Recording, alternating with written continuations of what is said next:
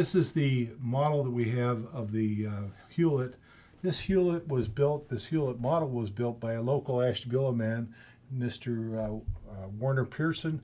Werner was actually a worker on the underneath of the Hewlett, and he made this model in about 3 years.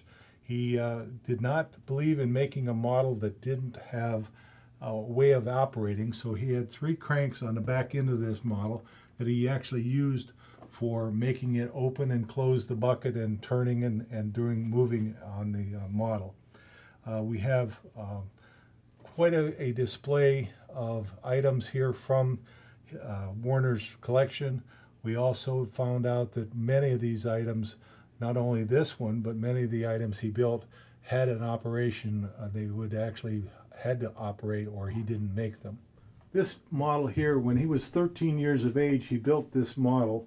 It's a model of a ship here in the harbor, but he would never put the name of it on the ship after he built it, because you can see it was so well done, but in his eyes it wasn't done good enough.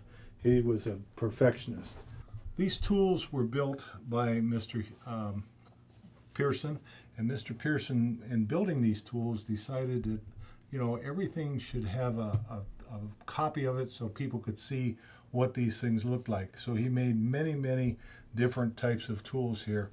If it's a pipe wrench and you want to see it work, you actually turn the little serrated ring on the pipe wrench and actually open the jaw up and close it. This was a model that our youngest member of our museum and actually worker, he's a volunteer, does tours, Tommy Levesque, him and his family were the ones that donated this bell to us. This bell was used to tell the people that the Hewlett was moving and to keep them from getting hit. This model for the bell was built by a gentleman out of the area, one of our members, but in making this, he made it out of the steel from the Ashtabula High School. In 1916, they built the school, and the Hewlett was built in 1908 to 1986. So you can see a lot of the time frame that this steel would have been the same. This would be a Singer sewing machine that would be used for making sails. You can see in here there's a zigzag stitch, which was a very much stronger stitch, and then down on the end there was some hand stitching done. This hand stitching would be used to actually push the needle through and actually attach that to your sail.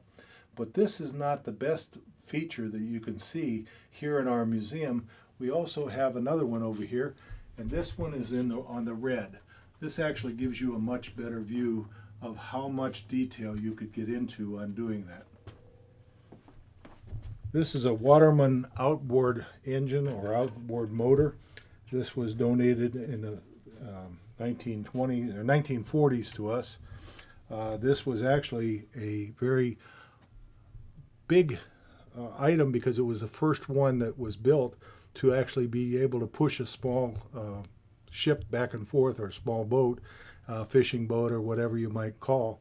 And you had the top part here that you turned, and this turning would be what actually started the engine. This is our model of the Edmund Fitzgerald. The Edmund Fitzgerald went down in Lake Superior, and along with that ship, right below it, you can see the Arthur M. Anderson. The Arthur M. Anderson is basically the ship that turned in the notice to the Coast Guard saying that they had lost the Fitzgerald on its Coast Guard this would be the ship that was actually used to turn in the report to the Coast Guard saying that the Fitzgerald had been lost from the radar on the Arthur M. Anderson. And it was a frequent visitor to Ashtabula. Very much here. There were 2 fellows from Ashtabula that actually lost their life on this ship. They were probably joined that shipping company because they could come home every once in a while the ship was being unloaded, they could actually see their family. This is the Thomas Walters. This is the pilot house from Thomas Walter, which was scrapped here in Ashtabula in 1986. It was just recently became a little over 100 years old now.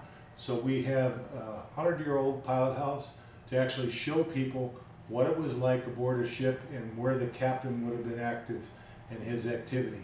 His office would have been behind the railing here. He could have come up out of his office in his room up here to any kind of conditions that were going on and helped out. Here in the pilot house, we have a wheel out of another ship to actually show you how the wheelsman would work. And then we have a couple of other pieces of equipment we use to show the folks that visit our museum actually what happened and how you make this work as a team. This is the Thomas Walters, the Frank R. Denton pilot house, and you can see here the radar tower is moving. The radar was installed by a Conneaut gentleman by the name of Ryan, and Ryan was very involved with this operation, and so we really want to thank him for his hard work many years ago trying to make our show to you be very important. Oh, this is a Rube Goldberg machine that was made by Werner Pearson, and he used to have it on his front porch of his house, and the kids used to stop after school and play with it. So I'll show you what it does.